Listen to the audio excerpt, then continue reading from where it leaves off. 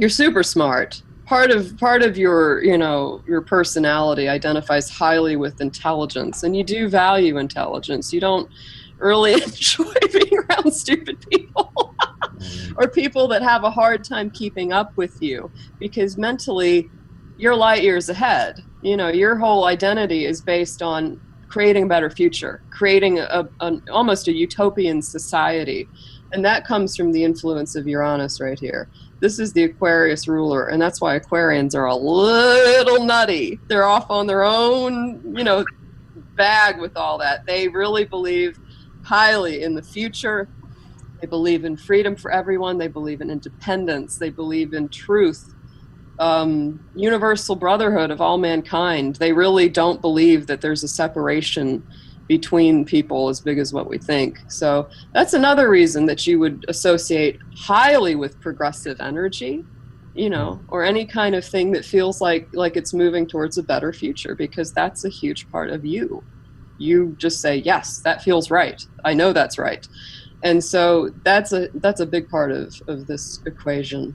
The fact that it sits next to Mars, oh, honey. When you blow up big. And it can take a while, because that Scorpio fuse is long. But boy, once that powder hits, I guarantee you can take some people down.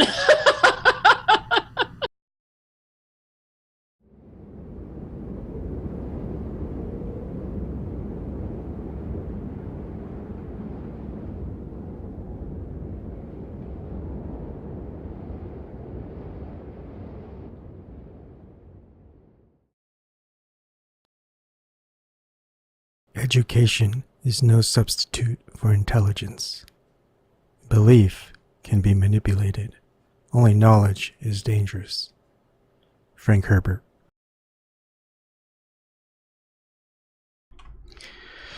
Good evening, everybody. It's been a while, not that long, but it's a decent amount of time. Welcome. Hopefully you've had a good weekend and things are going well for you. In this video live stream, I am going to go over my favorite genre. My favorite genre is science fiction, sci-fi. Probably second place would be fantasy, and third place would be historical fiction. They're all good. I get excited for good science fiction stuff. And this one isn't going to cover just all science fiction, because there are science fiction books, movies, and TV shows where I'm like, I would really love, like they're in the top, but I'm doing science fiction where it's in space, and there's still a lot of stuff that's about in space and a globe Earth, and you would think that someone whose favorite genre is science fiction, and a lot of it is in space, that I would probably not be a flat earther. Does that make you think at all? Anyways, let's get to it. So first up, Dune. Number one, no questions asked. As far as books, Dune is my favorite science fiction book of all time. The series is great. Even Children of Dune is good. What was the third one? Gosh, Messiah of Dune. Then it starts getting very, very philosophical in the other books in the series. And I probably read the entire series. Well, first two books I probably read 20 times at least, probably 30. The entire series I know I've read at least 5 times. And it might be time to revisit and read everything over again when I have time. So good.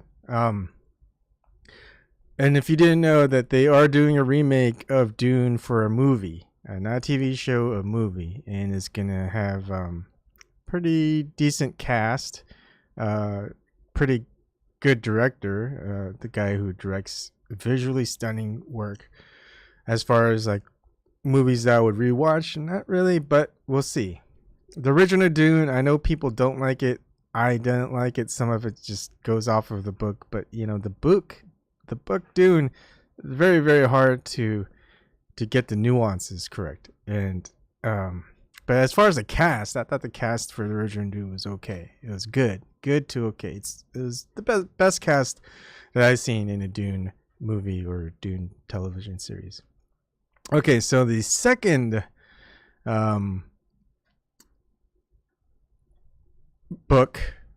So actually, my second favorite book is not a science fiction book. It's a kind of historical fiction fantasy called The Lions of Al-Rasan by Guy Gavriel Kay. But I'm not going to go over that one. But I'm just trying to illustrate that Dune, science fiction, the genre, it's my favorite book of all time. Now, my third favorite book is Ender's Game. And Ender's Game, yeah, the movie wasn't so good at all. It was a great book, and of course, it's another book and a movie in space, globe, Earth, because they're all fighting these alien hive type creatures, and it's just a great book in many ways. But yes, this is my third favorite book of all time, bar none. Again, in space, in a globe, Earth. Look, everyone, I would say a lot of people who are my age, plus or minus a decade, they grew up the same thing with the same stuff I did. The same genre, same tastes. Some of it might have veered off, but there's just so much to choose out there, even in the science fiction arena. Hey, Christian, how's it going? Just in time.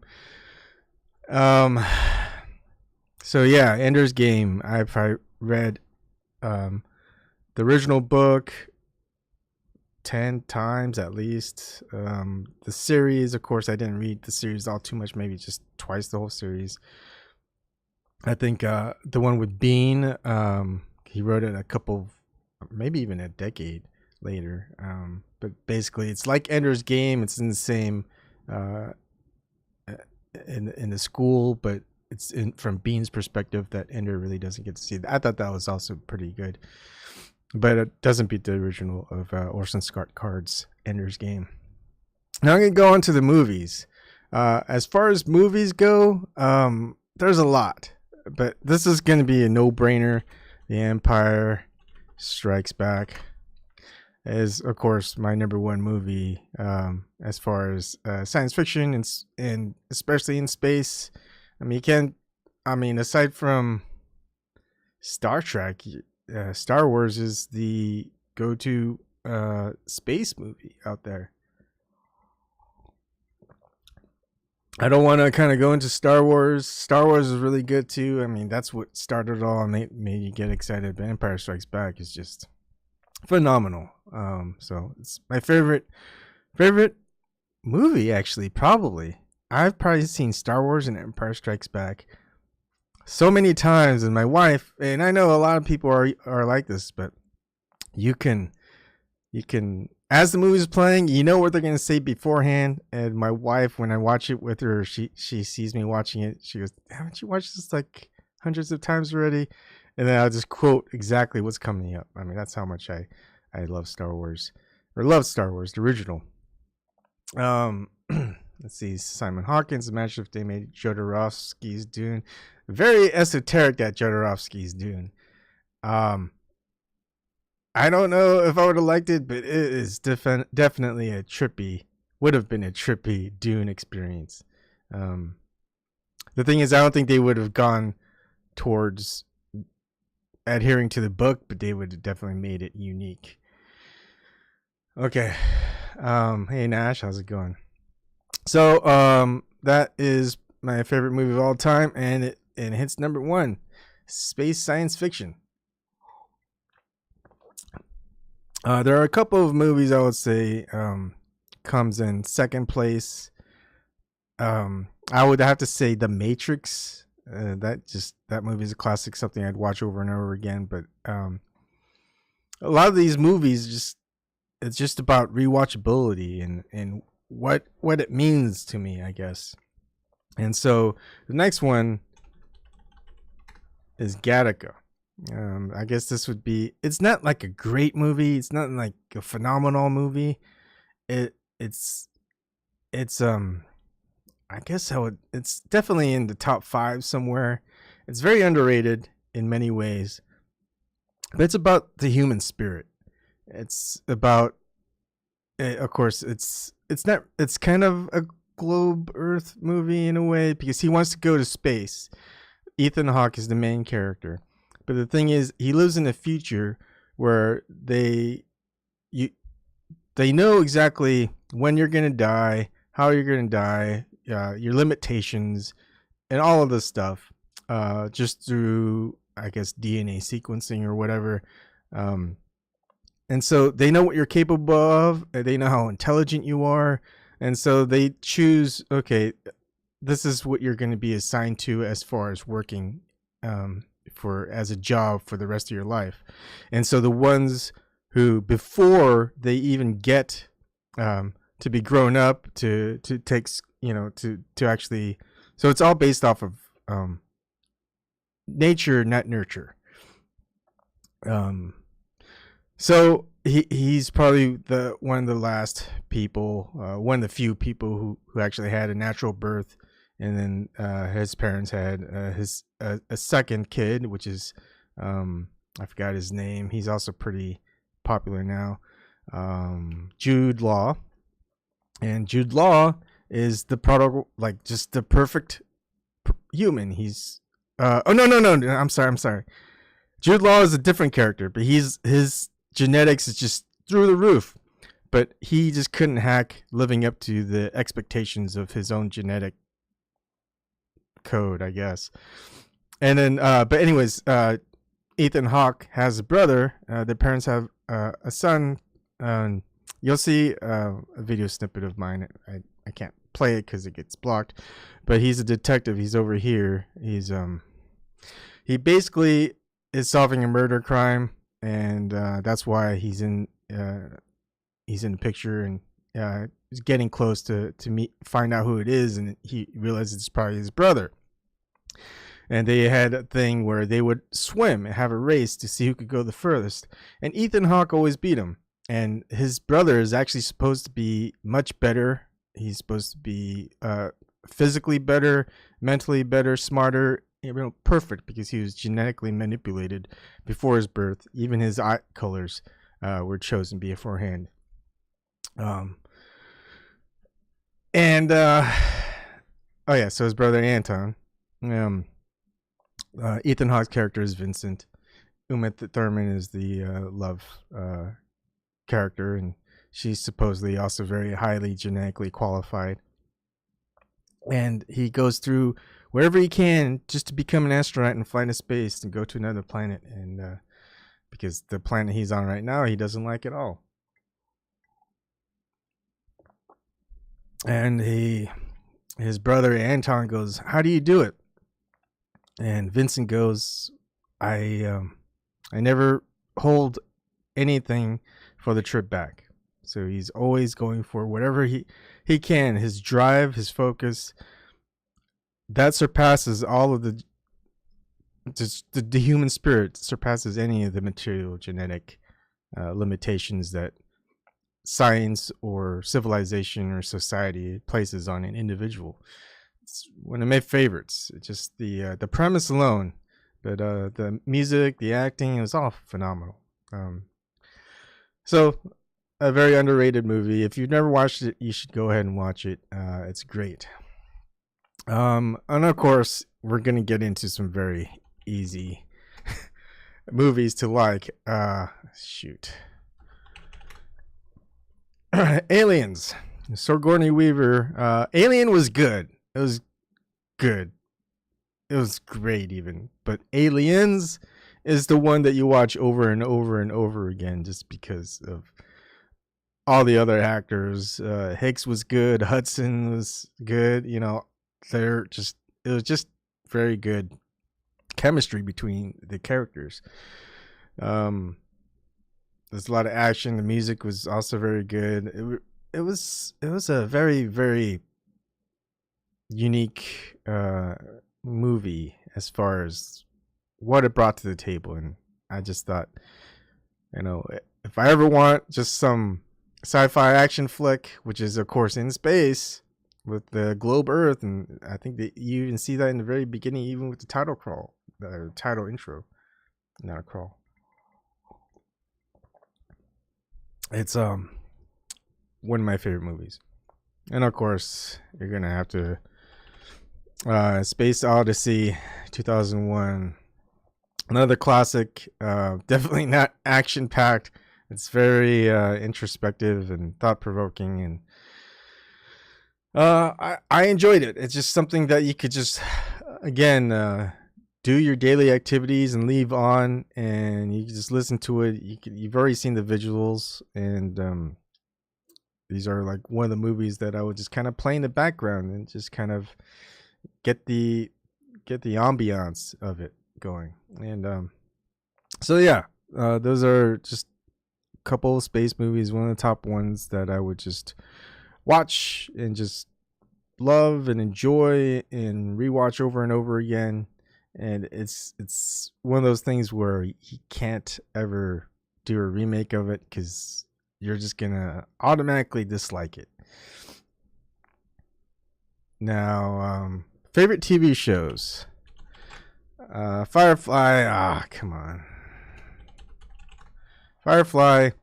Even though it was only one season, you get a movie out of it with Serenity. Firefly was just one of those, just everything clicked. You've got your Western, you got your space, you got your anti-hero / hero, you've got a crew, you've got a family, you got adventures, you got everything. You got some humor, you got action. It was an amazing show, and it sucks that it only lasted for one season. But it's good because a lot of the actors and actresses they got a good career starting with this, and it's very similar in feel to Cowboy Bebop. I think Cowboy Bebop was before Firefly, but Firefly kind of felt like a Cowboy Bebop, the manga, not manga, but you know what I mean, not Japanese cartoon. But Cowboy Bebop is one of it. It's one of the notables that I'll say.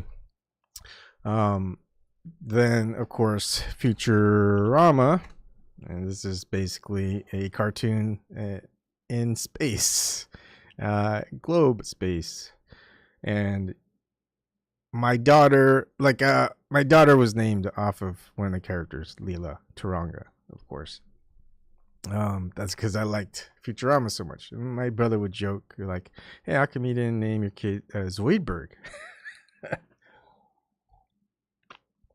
But yeah, Futurama. I've seen every episode. I owned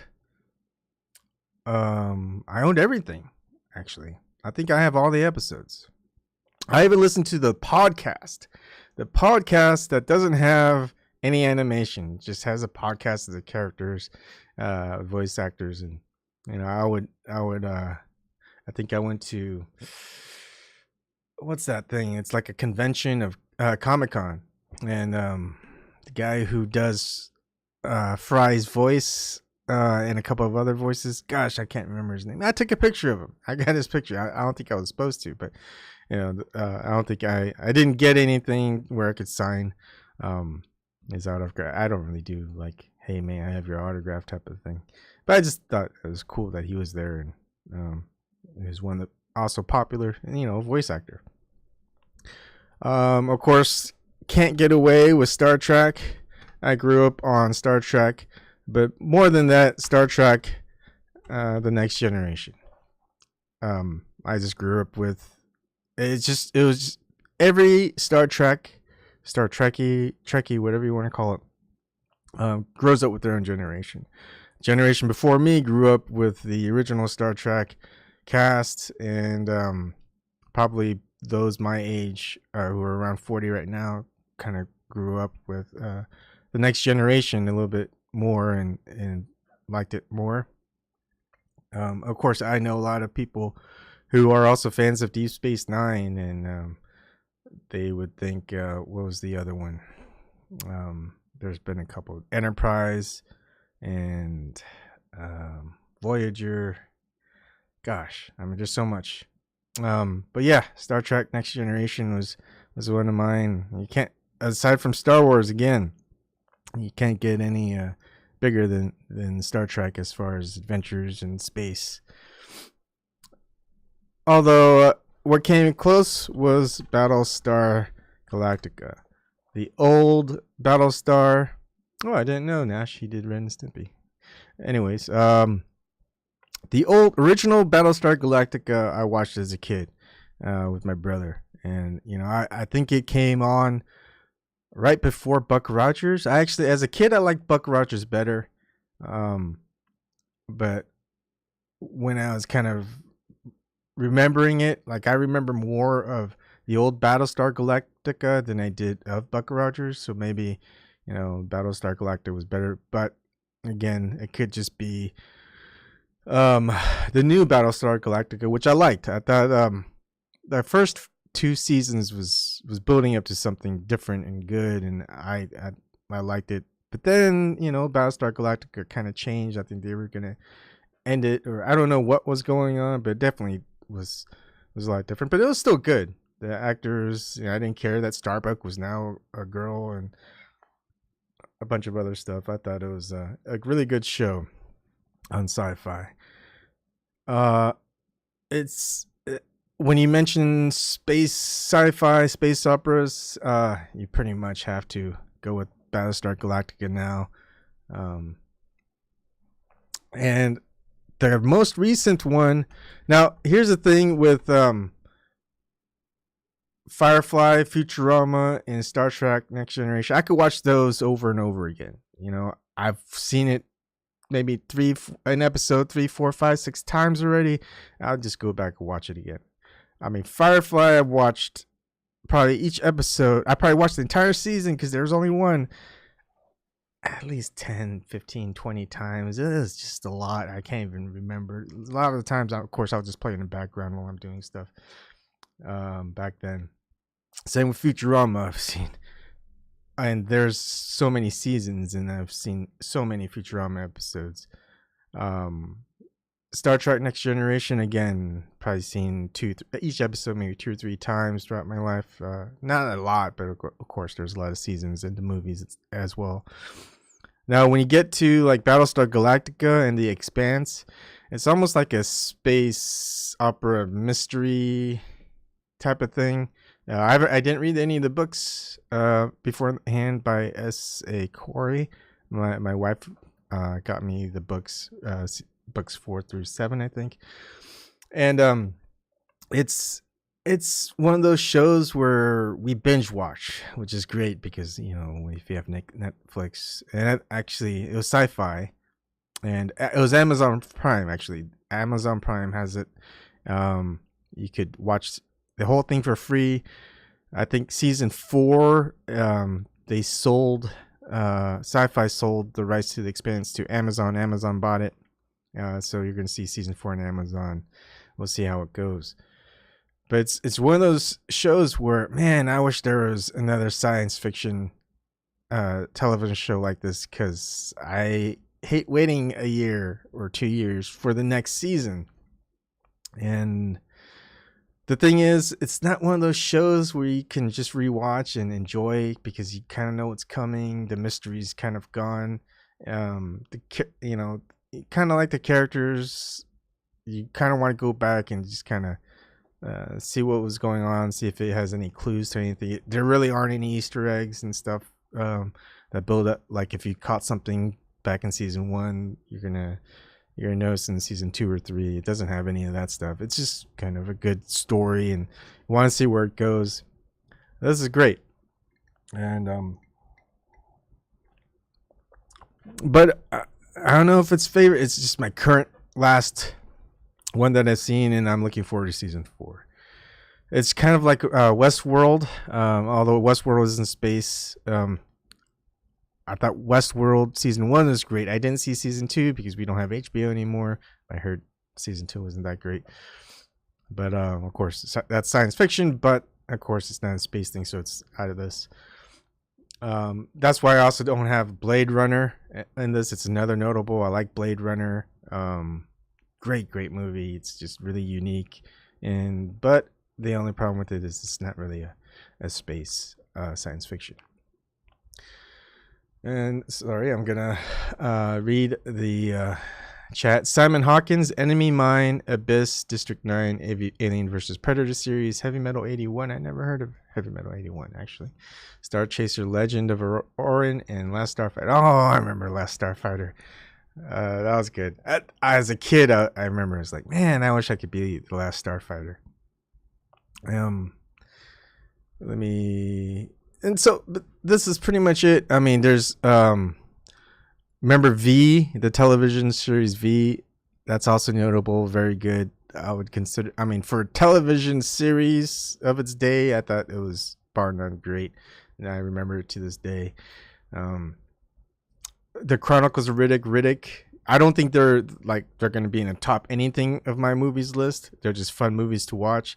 If there's another Riddick movie, I'm going to go and watch the Riddick movie just because I like the character, and the series, the world building that they're doing as well. And what else was there? I think Planet of the Apes. You know, that's another space one.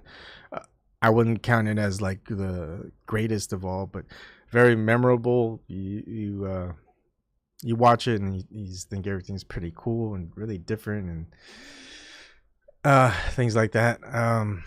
So let's see. Going to the chat.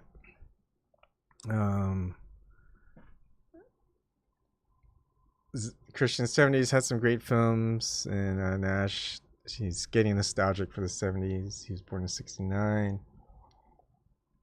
The old Brandon or Westworld. Yeah, I don't remember ever watching the original Westworld, the movie. And Michael Crichton, science fiction, he's one of the best. Jurassic Park is another great movie, a science fiction movie. Of course, it's not a space science fiction movie, so I didn't include it. But Michael Crichton, very good science fiction writer. He has a very predictive element to his writing. It always starts off with some introduction to new technology, and then that technology kind of runs away, causes a problem. People run, people solve the problem, and then there's another aftermath about the potential problems of technologies, because technology is just a kind of a tool. It could be good or bad. It just really depends on the people implementing that technology. And it was good stuff. The movie, the good books, and some really good movies that come from him too. Let's see. Sex with Androids in Westworld. So yeah, Westworld. I watched the original Westworld. I thought it was good, especially for its time. It has an issue with, what do you call it? Just time. Like you watch it now, it's just like the special effects aren't that great. It's okay. It's good, but it's not. You definitely notice it. It can take you out of it a little bit. I mean, the current Westworld that they've done on HBO is just incredible as far as how they did things. Let's see. Christian 70s film that's down to me. Serpico, Gotham. Yeah, we're not talking about just normal movies. Talking about, there's a premise to this. The entire thing is I love the science fiction genre, especially in space. Yet I choose not to believe in the globe model because the globe model has so many holes in it. Might as well be Swiss cheese globe. Of course, it's not a globe, so it'd just be Swiss cheese. So it has to make certain people think. One of my best friends doesn't agree with me. He thinks I'm believing in flat Earth and all this stuff about what's at the North Pole, magnetic North Pole. It's not about belief because I haven't believed in anything my whole life. He was Mormon. His family was big into Mormonism. He got out of Mormonism, so that's a good thing. He just doesn't want me fooled into doing the same thing, but I've never I've never been the religious one. And I always think that Antarctica is just because there's so many gatekeepers within finding the truth. They'll say, hey, look, this is better. We've got all the graphic CGI. We've got millions of dollars pouring into this. You're going to have to believe us. We're telling you the truth. And then they'll just segue you into something else. And you're just looking into more rabbit holes. So I think the entire thing with the Antarctic Treaty is the same thing. Hey, there's all these countries that are in Antarctica, yet there's been a big Freemason / admiral of the U.S. military with big military intelligence that went to the Antarctica and explored, and there are all these great big world, another continent bigger than the United States. I think that's a bullshit story. I think that's they want to take attention away from the center of the Earth, which is the magnetic North Pole. They want you going, if you're going to go and explore the Antarctic. And of course, they probably have it cordoned off. Who knows whether they're actually watching the Antarctic to prevent people. And there's a multinational treaty. However, the Arctic region, there are no treaties. The magnetic North Pole area seems are off limits. And I don't think they're going to take it anytime soon. The reason why, from the accounts that I've read, and these accounts are very sparse and definitely not ever talked about magnetic North Pole. The most you get from magnetic North Pole is, oh, it's just a region where the magnetic poles just move and keep fluctuating. You never see a picture. There's really nothing there, just ice. So the most magnetic, powerful magnet that we know of as humans in the existence of the universe or whatever science, is the strongest, most magnetic force in the world. And there's just going to be ice in that area.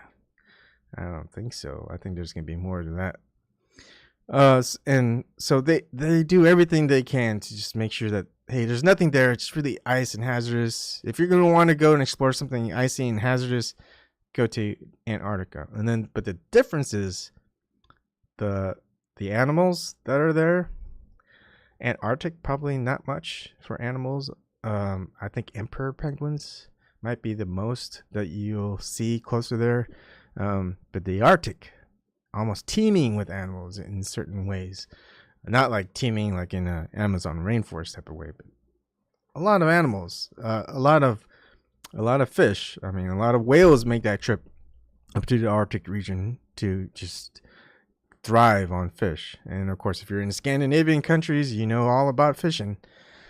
So I think the answer is go towards the middle. Don't go towards the outer edges. It's kind of like a lot of the science fiction, the space opera, is they want to explore, go out, explore outwards. It's never about exploring inwards. And I always think that's just kind of an indicator. Okay, let's see. Looking at the chat, I'm sorry. Yeah, Godfather 1 and 2. Those two are so great. I've seen them so many times. All right. That's it for tonight's show. I'm just trying to tell people more about me. Most already know this. I don't know why I have to rehash it.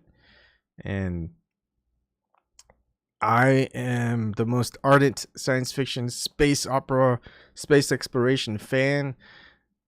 Too bad it's just all fiction. It's more fantasy than fantasy, it seems. And there are certain things that come close to science fiction, but that's in the fantasy setting. But it's you never know. Things could be blended so weirdly. No.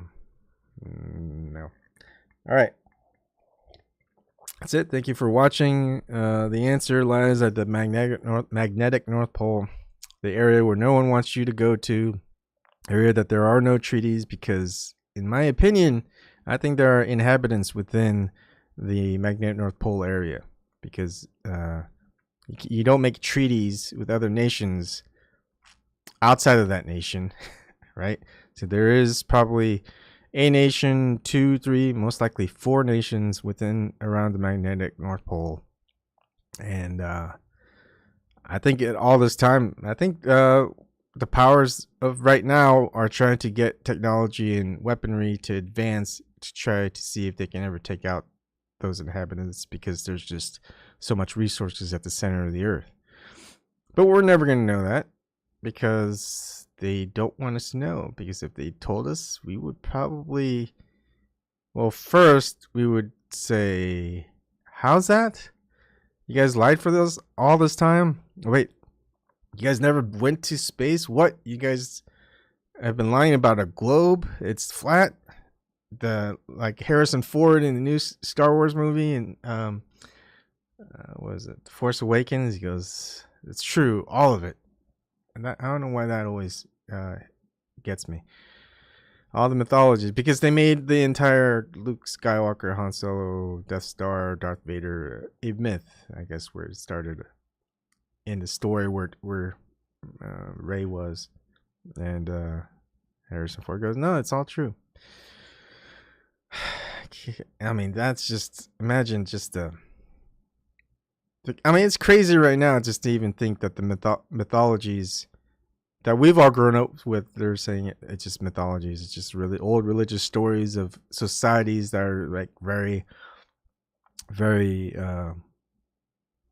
non-technologically advanced. They're just, Stone Age people who can, which now, as they're revealing more things, or we're seeing more things, there's great pyramidal structures within the earth, under canopies of forests, under the sea, technologies that they're hinting at, that people probably in the 20th century never even thought of doing, with a few exceptions. I mean, mainstream are just like, these guys are just like apes with stone tools, and they just had figured out a pulley system with 1,000 slaves pulling it just to build a tomb, a memorial for the king, pharaoh, leader, whatever. Except it's all over the world. They're making these same pyramids and with the same dimensions and everything like that. You just have to think. You have to use your mind, intelligence, whatever it is. Just everything you thought you knew has been a lie. Everything that the government, everything that comes across the news and the history books and everything, it's just to keep leading you away. And the thing is, you're going to peel enough of these where finally you're going to be like, okay, I'm ready for it. There's just been so many lies. Things are just bad all the time. There's always no solution, because the same solution is the ones that they set up for you. Whether it's politics, whether it's religion, whether it's money, whether it's fame, whatever, and information, whatever it is, they are controlling you and wanting you to find it on their terms. The thing is, with and they're using the technology of social media to help in that endeavor. Same thing with YouTube, and getting the next generation to get people over. Like, that's why you see so many newer people. They can't rely on Hollywood to keep it going, or NASA to keep it going. That's why they got private entities, billionaires, going for the private space adventure. That's why they got other countries doing the same thing. That's why you've got so many people who are getting out of the news, because people who are young aren't going to watch the mainstream media news. They think it's just outdated. They're going to watch people who are on YouTube, who do live stuff, whether it's Joe Rogan or anyone else. And of course, you see those same people doing the same thing as their predecessors, being the gatekeepers of information, and what the societal norm should be, and how you should think, rather than what you should think. Anyways, that's enough for tonight on that. Thank you for people who are watching. Open topic, Christian. Yeah, I could do an open topic maybe for an hour. hopefully not too much. Anyways, I am going to end the stream, and I'll come back with an open topic in about 5-10 minutes. All right, I'll see you guys again in a bit.